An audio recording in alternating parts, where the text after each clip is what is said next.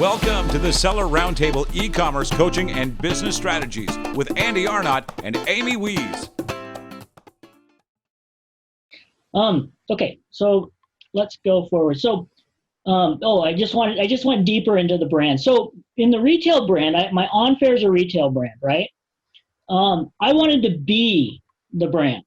The brand, my name is Brandon, but in this case, I wanted to be the OnFair brand. So I was in every one of these videos that I've produced for the company. Every video I'm producing, and I use my kids a lot too, as talent. So I pay them as talent for my product videos, demonstration videos, and how-to videos, and YouTube videos, and they're out there as my talent. But the purpose is I didn't want to hide behind the brand like I did the first time as this big company. I was hiding behind that brand. I wanted to own it. I wanted to just put my name on it. And so all of the emails come from me. All of my team in Bangladesh are answering as me, right? I wrote that content. I wrote the content on the blog post. It's me that these customers are buying from.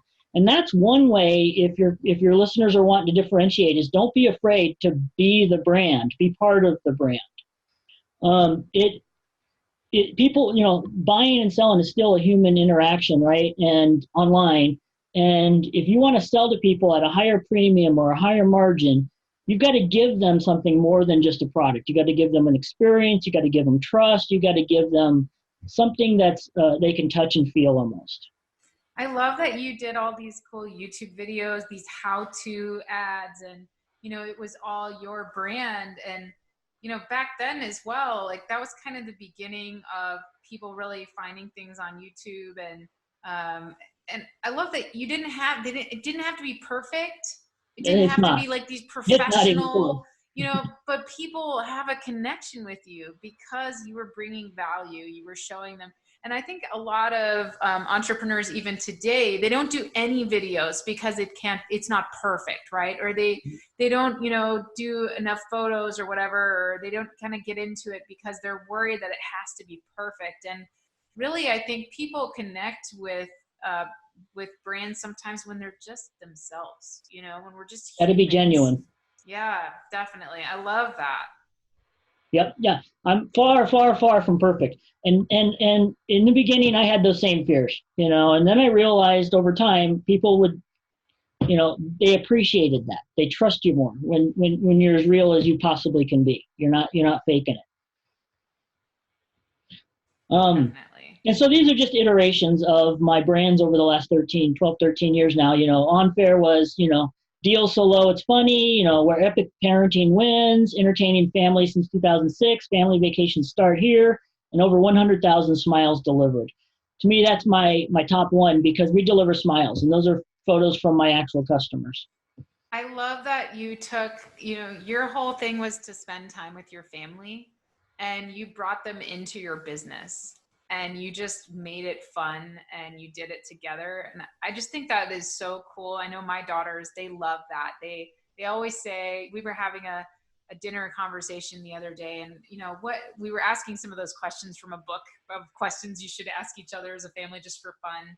And I said, what's different about our family versus other families that And my daughter said, well, none of my friends' moms or dads are entrepreneurs. They don't work from home like you do or make things or, so they don't get to travel with their kids on business trips and stuff like that. And so they actually realize that they're part of our business and part of our life, our work life, I guess you could call it. And it's really special for them. So I love that you just brought your kids right into this and you said, hey, we're doing this together and we're going to see the world together and we're going to build a brand together, multiple brands together. And it's really cool. It looks like your kids had a lot of fun. They did at times. They did. And the other lesson I wanted to teach my kids is don't work for a time clock. Don't get paid by the hour. And so what I taught them here is that they were my talent. I paid them based on profits that those headphones would make us. And so I said, you spend 20 minutes, half hour doing a video with me, and I track the profits on this product every month, and I will pay you royalties on profits. And I taught them the of working smarter, right? don't get paid by the hour, get paid by the quality of the work, and if you do this good, you'll get paid more. So I wanted to teach them some other lessons as well. And that was one of them that I think they learned.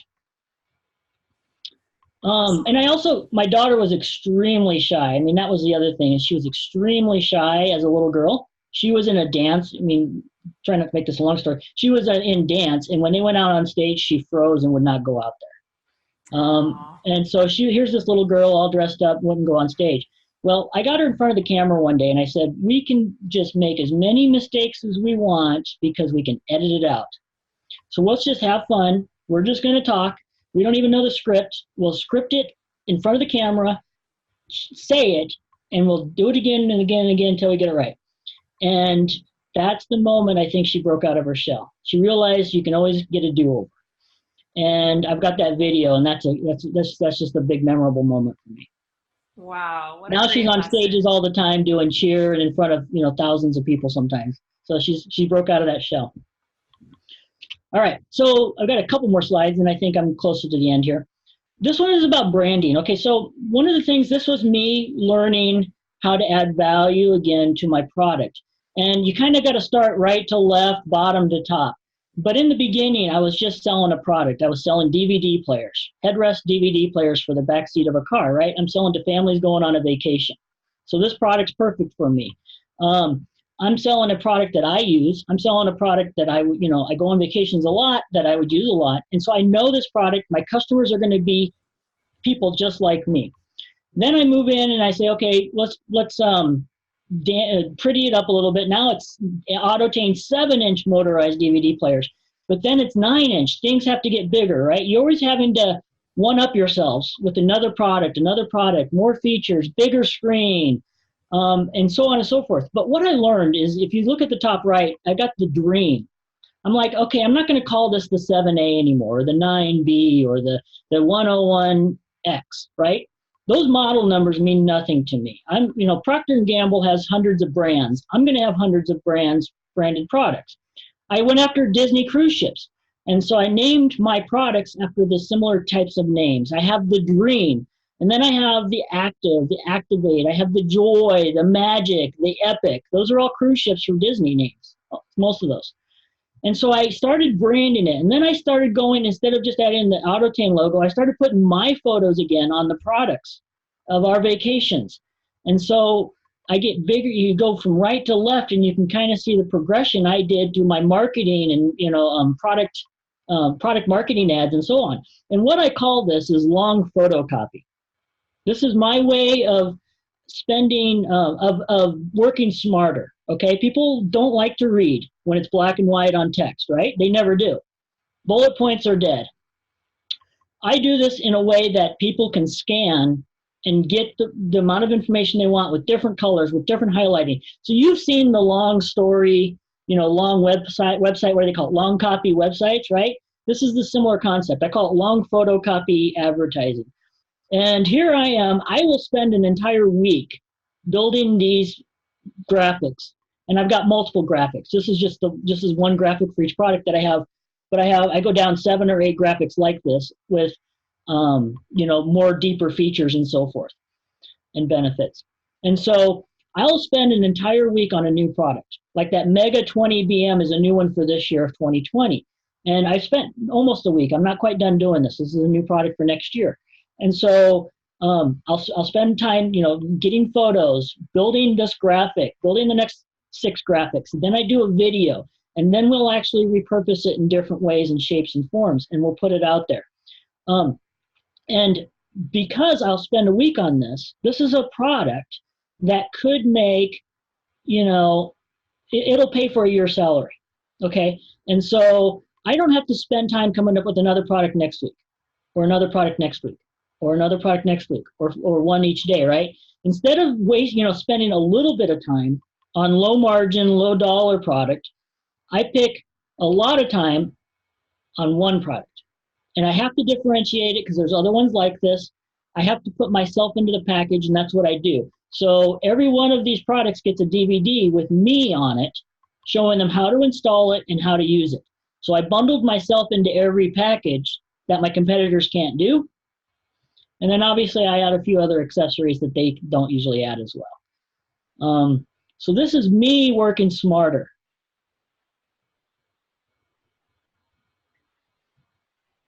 Does that make sense? Absolutely. Sorry, there was someone at my door, and I wanted to make sure that I wasn't on the audio at the time. But Christmas yeah, packages. I love all of the different options that you had here and the different branding that you did. And I love your focus on your differentiation and providing value to the customer. It's really good. If you're going to spend $300 to $400 to $500 on a product, you want to buy from somebody who really spent time trying to sell it to you. Make it look like you spent a lot of time on it, right? Make it look like you care. Make it look like you're passionate. You have to love your product more than they do, right? If they want to buy from somebody who loves their product, who was willing to spend the time to go into every little detail, but do it in a way that's easy to scan and capture as well. And that's what I'm trying to do here. All right. So now I call it the next 10 years from now going forward, right? This is Brandon 3.0. Now 2.0 isn't dead. 1.0 I crashed and burned. 2.0 is alive. But 2.0, I'm selling DVD players, right? Okay, so when are DVD players going to die? It's a dying product line. I know that I can't sell DVD players forever. And iPads and tablets and digital media, all these factors are, shrinking my market. And so I know I have to do something else. I still want to be in the e-commerce space. My kids are getting older. My daughter's in college. My son's going to be in a couple more years, right? I've got more free time. And so I want to bite off something big here, and I want to build a legacy for me, right? What's my legacy besides with my family, but in the e-commerce space? So Brandon 3.0 is simply this. I want to cure one of the biggest diseases all e-commerce sellers have, right? I want to go after something big, right? This is something that nobody has solved to date, but I've seen it put a lot of e-commerce businesses out of business. And so I want to solve this. I want to cure this. I don't want to call it cancer, but I want to cure this disease, I suppose, that's killing e-commerce sellers. And it's a disease a lot of people ignore. And I want to solve the customer returns business. E-commerce sellers, it's about a $30 billion industry. Customer returns online is over a $30 billion industry. And when you get a return back, it's like $1 lost is $1 lost. I mean, it's not like this. It's not like a margin thing, right? So when you get a product back, and it's more than that, right? You sell it, so you shipped it. You paid PayPal or credit card fees. You paid Amazon fees or eBay fees, marketplace fees, right? Now you get this back. Now you have to usually pay the return shipping, right? So now you just bought this worthless, can't resell product for more than you paid for it originally. And most people just consider it a cost of doing business. Well, unfortunately, that cost is growing. And unfortunately, that cost is putting people out of business. And so, Brandon, I have to say we have we added liquidation to our new shopping and deals site, RebateJet, because of that. Because there are so many sellers that are facing liquidation, either because of bad buying decisions, or just because of the increased competition and just increased number of sellers and all of that. But we have a Facebook group just for like liquidations and wholesale and bulk lots, and it grows every day so fast. So we saw a huge growing problem with people needing to liquidate, and people just asking in our groups like, hey, anyone want to buy this in bulk? Anyone want to, this inventory that I have? And so we added liquidation to our website, RebateJet, because of that. So I really think it's interesting that you've also kind of noticed that and that you're wanting to do something about it. And I think it's really cool. Liquidation and buying bad. I mean, I've bought many things bad, so I know what that's like. And I've actually benefited from a lot of people buying things bad over the years, right? By buying the liquidations. But here I'm focused on customer returns. So this is even a little bit deeper. This is product that is used. It's got scratches. It doesn't work sometimes. It's missing parts, right? So all of your Amazon customer returns, Amazon likes to just push that aside. Hey, we can destroy it in the field. You don't have to return it. There's not really a wonderful solution for this. And 40% of Amazon's third-party sellers are Chinese sellers. So they can't send it back to their factory. It just costs too much. Customs doesn't like to bring it in. Chinese customs actually blocks most of that stuff coming in, so you have to ship it to Hong Kong, and then the Chinese factories have to send their techs down to Hong Kong to repair it and then ship it back to Amazon. So it's a huge cost burden for these companies, Chinese companies, but also U.S. domestic companies. And it's a cost of doing business, which is too costly. So what we do is we have people ship their customer returns. They set us up as the default shipping address for all FBA unfulfillable inventory. And every week we get their product and it comes in. And obviously we work with the factories to get parts and pieces and accessories. And so we rebuild them. So 80% of customer returns are not defective. We test the product, we refurbish it with new parts, new accessories, new boxes, and then we either send it back to Amazon for them, we ship it to a new customer for them, or we actually can resell it for them. So this is a problem that I've become very passionate about. I've realized, hey, this is the final frontier, in my book of something that needs a solution that doesn't exist yet. And I've created it. And realizing when I tell sellers, hey, this is what we do. Send us your inventory and I'll write you a check after I sell it, And they're like, whoa, I usually just write it off. I'd be happy to make that back. And then we have companies who are my old competitors, DVD players. They're now my biggest customers. So my biggest competitors a year ago are now sending me their product. And I have tens of thousands of dollars worth in my facility that we refurbish for them and we help them make their money back. So what about I know many people are going on like hiremymom.com when they live overseas. As you mentioned, Chinese sellers, they can't really do anything with their returns. What about people that like live in Australia and sell on Amazon US and have returns that they need to be kind of taken care of? Do you guys do small quantity returns? Like if somebody just has one product, and do you do any type of returns? So we started with electronics because we see the biggest need of repair, but we now do yoga products. We now do children's toys. We now do pet products like pet carriers and stuff like that. We do 3D printers. We do DVD players. We do scooters. We do a lot of electronics, but we're getting more and more non-electronic products.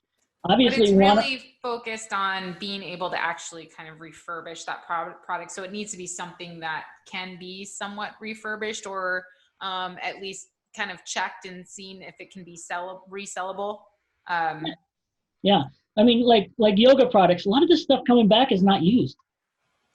Yeah, I mean, you wouldn't believe. Oh, I know you would believe because you're in this business. But we check our own returns in. We have our warehouse and we so much stuff isn't even opened.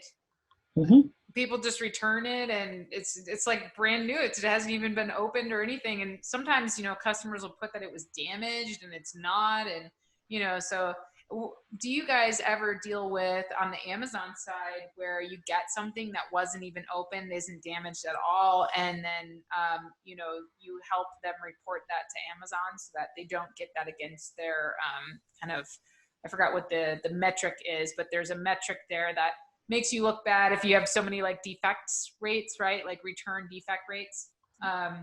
So whenever we get something that the customer has marked damage or the customer has marked as, there's something wrong with it or whatever, if it's brand new and they haven't even touched it and there's nothing wrong with it, we report that to Amazon because we don't want it to go against us. Like we're selling products that aren't in good condition, for example. Mm-hmm. Yep, absolutely. So the biggest thing for me that really kind of upsets me is fraudulent returns. Yeah. So that you get a return back of another product.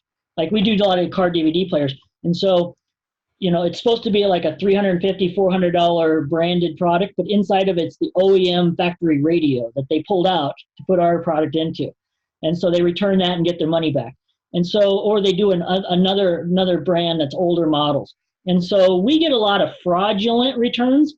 And so what we do for the seller, in that case, our client, is my team will take photos of everything. The labels, you get a photo of the shipping label, a photo of the product LPN label, you get a photo of the product on all four sides. And in our system, we'll call it an exception and say, hey, you got somebody else's product. Here's all your photos and information. Go do a claim. And so they'll do a claim with Amazon's system and say, hey, we didn't get the right product back. Give me my money back. And Amazon usually does. So we help our clients recover that loss when that happens. And you'd be surprised how often that happens. And that's one of those things, that's another one of those problems I want to help solve, is sellers who don't, return their products and they let Amazon destroy it. You took the hit, but you took a hit on, something that wasn't even yours. And so, it's like a double hit in my book. Makes sense. And so this is my new thing. Like I said, I'm kind of breaking some of my lifestyle business rules that I've been living with for the last 13 years, right? Because I'm hungry. I've got a fire inside that I want to do something and make a mark in the world, right? In the e-commerce space. And this is me waking up, and going, getting in the saddle again and just riding it. So Brandon, who is your ideal customer? Or, we've got a lot of Amazon sellers and e-commerce sellers as listeners. You've got this website, back-track.com. And they can email you at sales@back-track.com. And when I say dash, I mean the little dash sign, the little hyphen. It's not good for podcasting, but yeah. Yeah. And so who should be contacting you? Is this anybody with any kind of return? You recommend that they reach out to you? Is there certain returns that you're like, we don't really deal with those. So, but who is your ideal customer? Who are you out to help? And who should our listeners, who of our listeners should be contacting you for your help? Yeah, I mean, we've got a pretty open mind on this. We're exploring. We want to see what this is like, right? And so we don't have limitations per se, hard, etched in stone. We don't want food product. We won't want things that are expired. We won't want things that, might have certifications but don't have them. So there's certain things, we're going to stay away from, obviously. But that's a call that we can make. We can make that decision later on, right? So we're having people reach out to us and say, hey, here's what I've got. What do you think? And we'll make a go, no go type of a decision. And so it doesn't cost them anything to send you some inventory and for you to check it out. Or maybe they don't even send it to you at first. They kind of can tell you about it and you can look at it. And so they send it to you and it says in your fax, $0 to start, sell on Amazon, eBay, Google, Facebook, and more. So that's you that's selling it, right? It's not them. So you're taking their returns and you're accepting them, refurbishing them. Then you're selling it for them.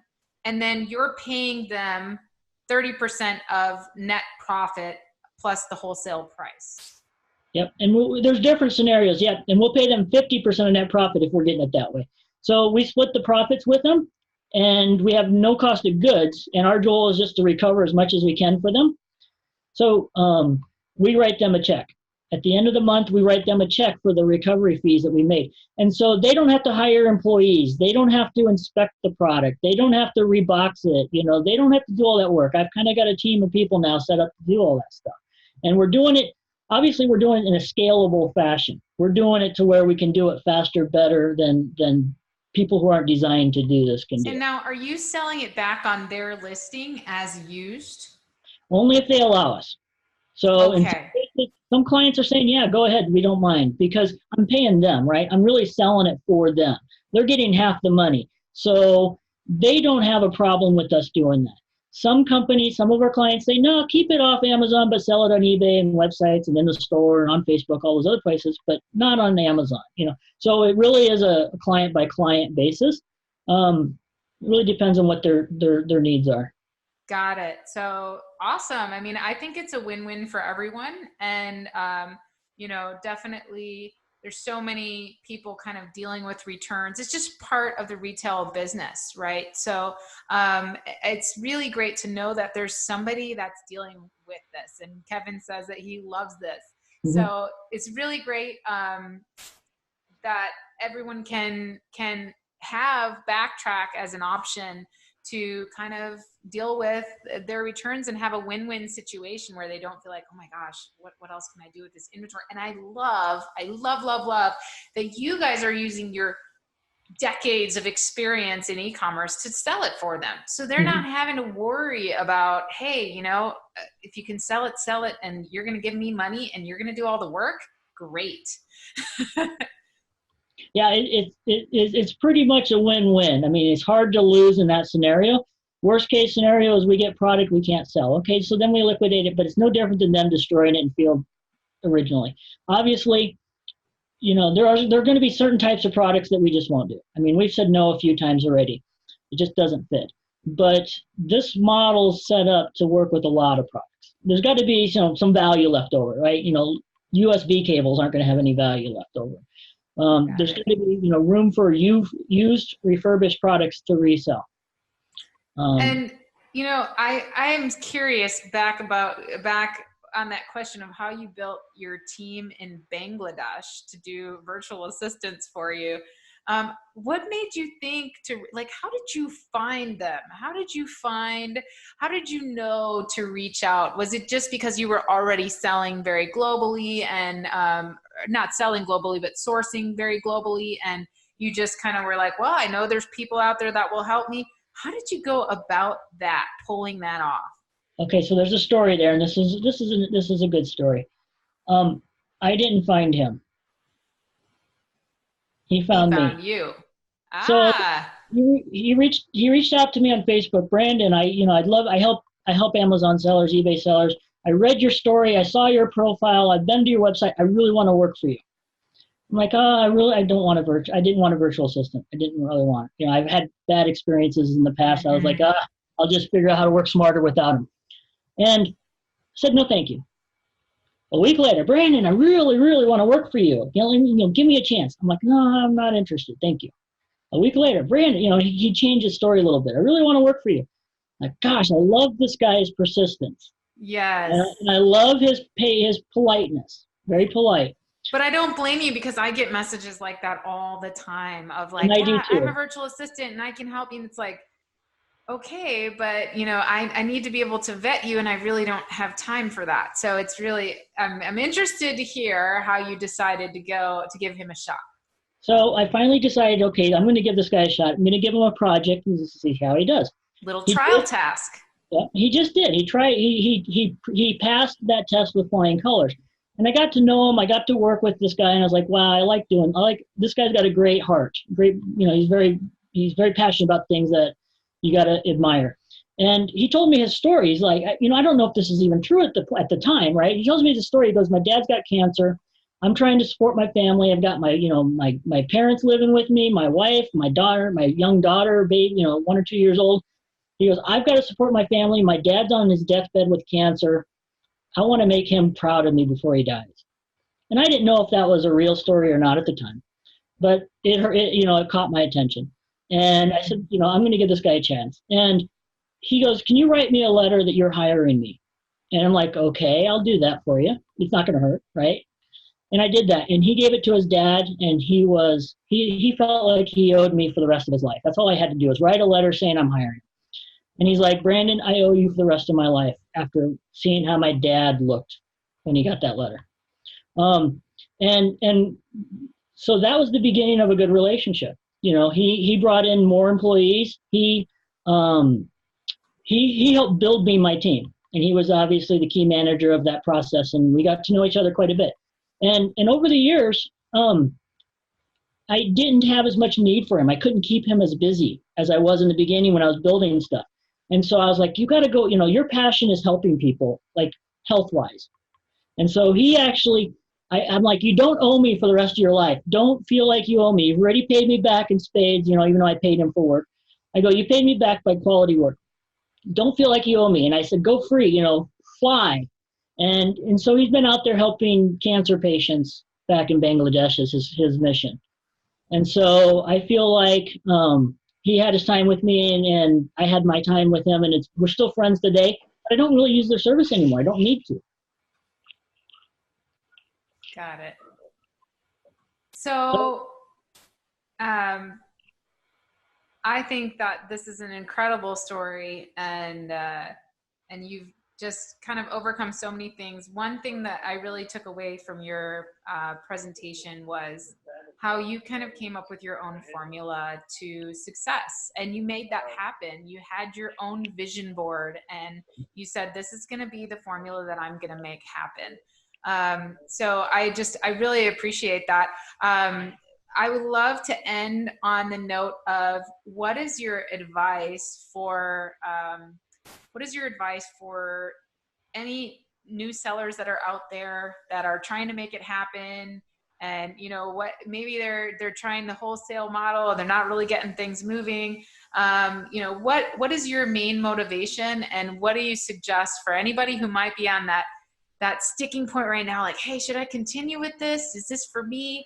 And how should they succeed in e-commerce? So, I mean, my first piece of advice is you have to be, obviously this is old school stuff, really. You have to be passionate about what you're doing. If you're not passionate, you're not going to work hard and push through those hard times. You're not going to go above and beyond the minimum.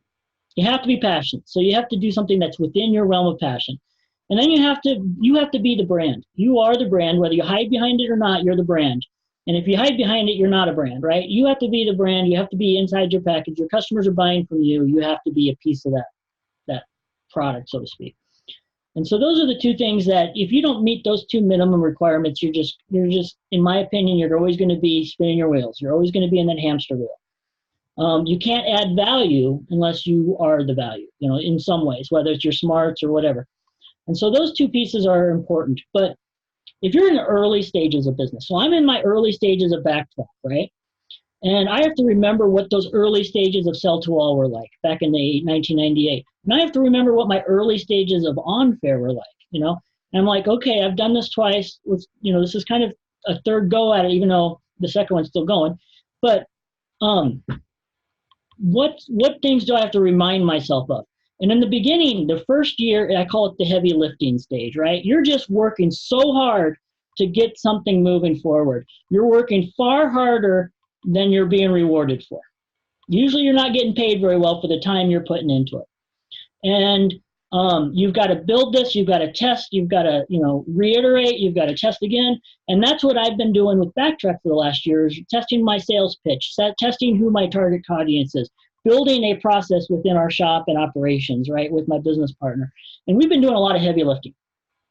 And we're not getting paid well for the time we're putting into this so far. But we're starting to get momentum, and we're starting to gain traction, get that flywheel turning. And I told my business partner just a couple days ago, I said, we're at the V1 stage. And he goes, what's that? I said, the V1 stage is when an airplane is taken off on a runway. And this airplane has its jet engines going at full speed, using a lot of energy and a lot of resources just to get it moving an inch, and then a foot, and then 10 feet and so forth. That's a lot of heavy lifting.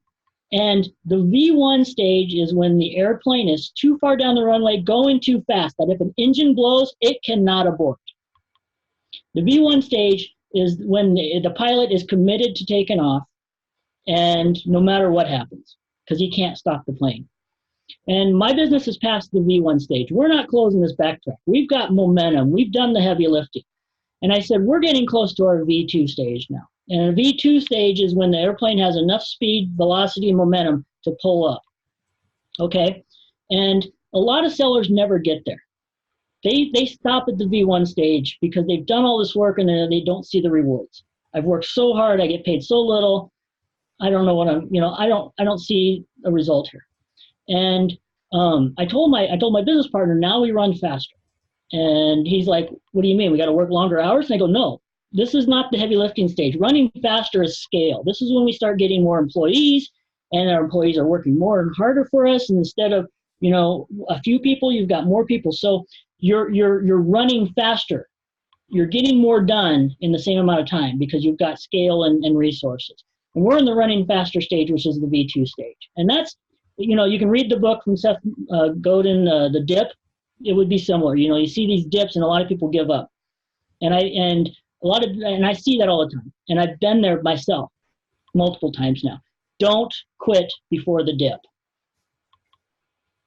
Yes, exactly. There are so many businesses that quit too early, because if you study the retail business model, you'll realize that most businesses aren't profitable until after the first 1.5 to 2 years.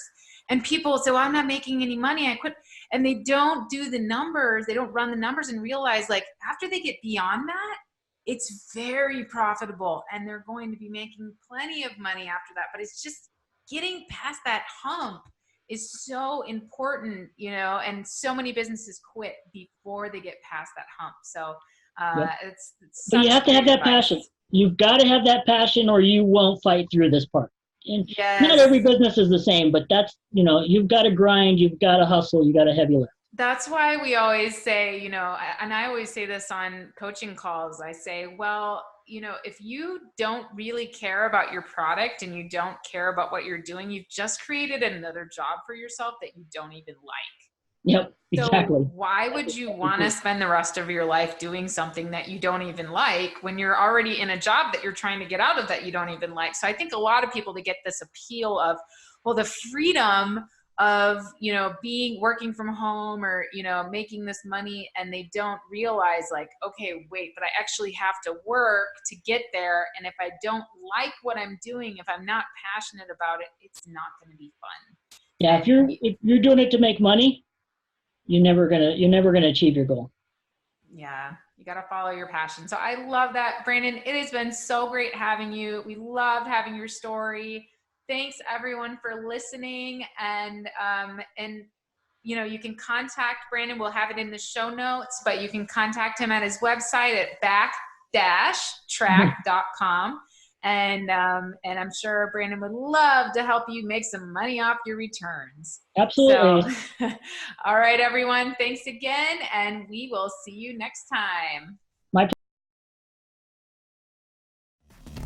Thanks for tuning in. Join us every Tuesday at 1 p.m. Pacific Standard Time for live Q&A and bonus content after the recording at sellerroundtable.com. Sponsored by the ultimate software tool for Amazon sales and growth, sellerseo.com and amazingathome.com.